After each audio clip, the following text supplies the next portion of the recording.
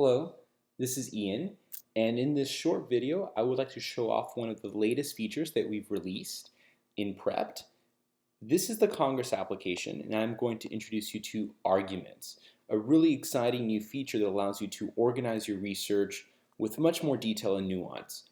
So here I am, I've opened up a bill. This is the Texas Forensics Association Spring 2017 legislative docket, and I'm going to navigate to Bill number 1, which is a resolution to increase American military presence in Eastern Europe. As you know, in Congress, every bill has its content, but you can also save articles specifically to each bill so you keep your research organized, and you can upload pre-written speeches and outlines as well. This new feature, Arguments, allows you to extract content from an article and create an argument. So let me show you how that works. I'm going to select an article here, sharing the NATO burden, and I'm going to find some content. So you know what an argument is. It's simply a claim, a warrant, and an impact. The way arguments work in Prepped is when you select content and you use that to create an argument, that content will serve as the warrant because it's coming directly from your evidence. So that's the evidence that supports your claim. So I've highlighted this content. I'm going to click on the Congress gavel icon. And what happens is it prompts you to select a claim. So you can either create a new claim. In this case, we will call this all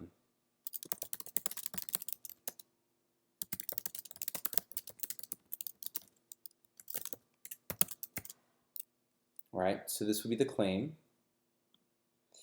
And you'll see that, so I created a new claim. I could have selected an existing claim. So if you've already got this claim created, you can save this warrant to that claim, in which case you'll have multiple warrants nested beneath the claim. But in this case, I created a new claim.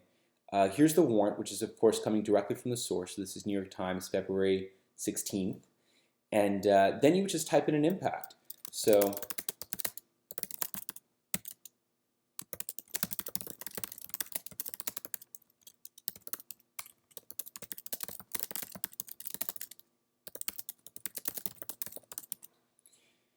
you would then identify this as aff, neutral, or neg. This sounds like a neg argument. And you can make this private or not. If it's private, then nobody else in your team can see this argument. But if it's not selected private, then it is shared with everybody on your team. So again, your claim, your warrant, which is coming directly from the source, your impact, aff, neutral, or neg. And then you click Save. And that's it. So the argument has been saved. So I can navigate away from this article. I can go back to the bill.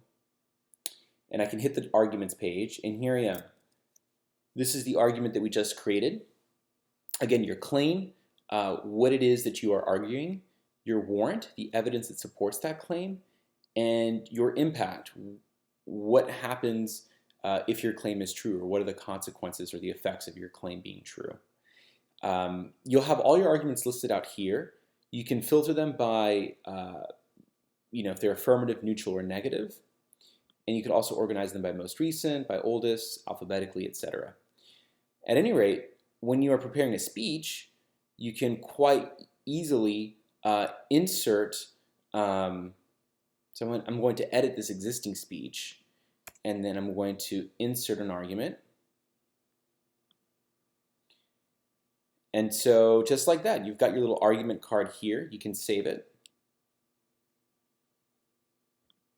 So if I navigate back over here, I'll see that you have the text that you prepared, but you also have the little argument cards that can be dropped in there as well.